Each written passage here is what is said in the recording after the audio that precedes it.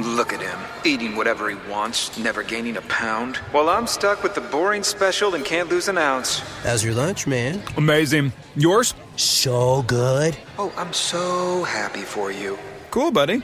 Weight loss isn't fair, but Mochi Health is. The affordable GLP-1 source that can fix your frustration with food. So, same time next week? No! Definitely. And your friends. Learn more at joinmochi.com. Mochi members have access to licensed physicians and nutritionists. Results may vary. 911, what's the nature of your emergency?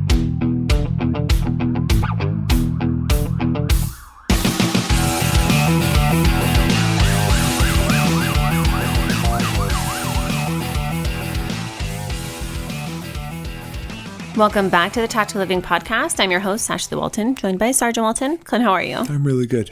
I was talking to an officer a few days ago, and he had let me know that he picked up another shift. And so we've been talking about just kind of his work schedule. And this is the 18th day in a row that he's going to be working. And it always surprises me when I hear somebody talk about how much they work or the hours that they're putting in of overtime, like it's a badge of honor. Because to me, I'm always kind of cross-referencing other things that they've said to me with conversations that we've had over time. And not judging them and not creating my own narrative, but just kind of aligning everything like I'm making notes on a spreadsheet. And so I think that for a lot of people, the discussion isn't had because it's an uncomfortable one to have about when you're a first responder and you feel more peace at work than you do at home.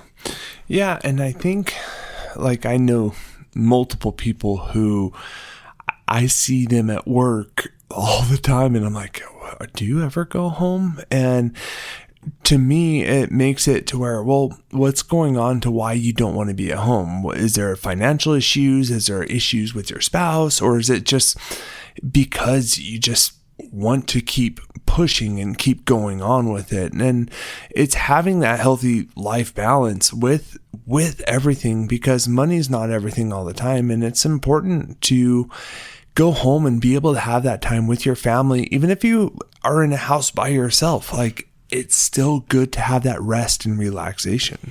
The truth is, there is a reality that many first responders quietly live with, but they rarely say it out loud. And it is feeling calmer and more regulated and more understood on shift than they are at home with the people that they love the most. There's actually a psychological concept we're going to talk about today, and it's called nervous system conditioning and safety cues. And it's important to understand what this is in order to be able to distinguish the reasons why this might be happening for you.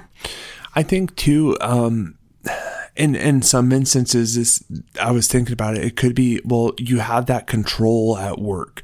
You have that foundational of, you know what to expect, where at work, this is what you're going through. You know the ins and outs of what you're doing on a regular basis. To where you go home, there's a lot of variables. You know, kids can be sick. Your spouse can be sick. There's things that you can't always control, and you might not necessarily know how to respond to them or handle them because there's not a structure to it. Yeah, totally. And let's go a little deeper here, because first responders are repeatedly conditioned to be able to associate safety with structure and mission and shared threat. And over time, your nervous system learns to relax in those environments that have clear roles and rules with purpose. And also, you're able to, and I see this with some of my partners, is you're able to blame someone else if a mistake is made, and you don't have to take ownership on that responsibility if it's someone else's decision and you're just implementing it. Yeah, and I think that emotionally open environments like home can also feel kind of dysregulating rather than comforting if there isn't some kind of structure in place, or even some rules. I talk about it all the time, how you and I very much have our marriage set up like a business. And I want to make sure that never happens. I want to make sure that you never would rather pick up an overtime shift versus coming and hanging out at home, or that you would rather go and have dinner with somebody, the guys after work, versus coming home. I would, not to say that I wouldn't care if you did that seldomly, but if that's a constant, which we see a lot of the times, officers go and they hit the bar or even the club, or, doing what they do instead of facing the reality that they're doing that instead of wanting to go home. Yeah. And I think I see that all the time with people. They find reasons or they find excuses not to go home, or they'll show up to work and work on their own time just because, one, they give the excuses, well, I need to get caught up, I need to do this, I need to do that. They're not even putting in for overtime on that. They're just trying to be in that place where they have that control. I just had that conversation with you last week about how anytime that I'm somewhere, I just want to be home. Yeah, it's so funny is we could be traveling, we could anywhere where we go, we want to be home. We enjoy what we're doing and we have so much fun doing it, but ultimately we would still just want to be home. Yeah, and like we do the things, experience the stuff, but there comes this point where we'll kind of look at each other in a quiet moment of like, should we book a flight home from the Amazon a day earlier, or should we drive home from Vegas a day earlier? Mm-hmm.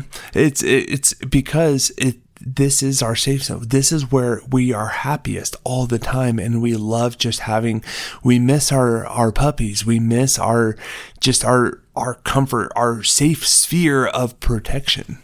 Yeah, and for a lot of people, I think that they might feel like they're calmer on duty than when they're off, or they might have that tension or that irritability at home without a clear reason as to why. Maybe they emotionally shut down during family time. We see that happen a lot. Or they prefer work routines over their home routines, and they have guilt for not feeling more present when they're at home, so they decide to just not be all together. Yeah, being able to separate yourself and run away from those feelings and those emotions is an easy escape to make yourself okay with being at work all the time. And the hardest part I see is the rationalization. And I tell my guys this all the time. Why you rationalize what you don't need to right now? And I think we all do that, is we rationalize things to make it ourselves feel okay about what we're doing when nobody really cares about it. I see a lot of people who decompress faster when they're at work than they do at home. Sometimes having that structure soothes your system. And for some people, home feels emotionally loud. Maybe the needs and the feelings feel overwhelming. And maybe you're more patient with your coworkers than you are with your family. I see this happening a lot. And I think it's because a lot of the times at work, you have expectations that are clearer if you haven't set them up at home. Yeah, when you have those clear expectations that are expected of you, you know what you need to achieve, you know what you need to do. And if you're not having that communication with your spouse of, well, what do you expect of me, or how can we work together to move past these issues, or even just how can we be in the same space to where we're comfortable with, we don't have to talk, but if we're sitting next to each other, that's the greatest feeling in the world. We've heard the concept of feeling alone in a crowded room. And I think for a lot of people too, when they're experiencing this, they miss their family even when they're present with them. Yeah. And I think when we have that missing kind of piece in our own lives, it's because we start leaning on the unhealthy experiences, meaning is like, well, I just need to be at work, I need to do this. And I think there's a deeper psychological issue when it comes to it. Totally. And there are ways to remedy this, of course. I think that you need to understand that this is a nervous system and it's not love. It doesn't have anything to do with love. And that regulation is not the same as affection. Yeah. And I think when you're able to reset your nervous system after your shift and being able to leave work at work and keep home at home, and you can intermingle the two. And I've talked about this before. It's like having that light switch where if you go into a dark room, are you going to just walk around aimlessly until you find what you're looking for? Or are you going to turn on the light switch? And that's what kind of you need to have that metaphorical approach when it comes to turning on your work personality and your home personality. So consistency is what helps to be able to build on safety. And I think that having predictable home anchors is so important. Yeah, being able to have, you go home and you have these different anchors in place to be able to get you out of that work mindset and turn on your dad mindset, your husband mindset, whatever it may be, and have those anchors in place to where they're the non-negotiable, to be able to be fully present with your loved ones and not want to escape from them all the time. So if your family had the choice to be able to spend the entire day off with you, to where you were there, but you weren't present, you were completely cued out, maybe hanging out on your phone instead of being present and there with your family, I can guarantee you they would much rather have one single hour of your full, undivided, present attention. And so it's important to understand that you can communicate your energy and not just time.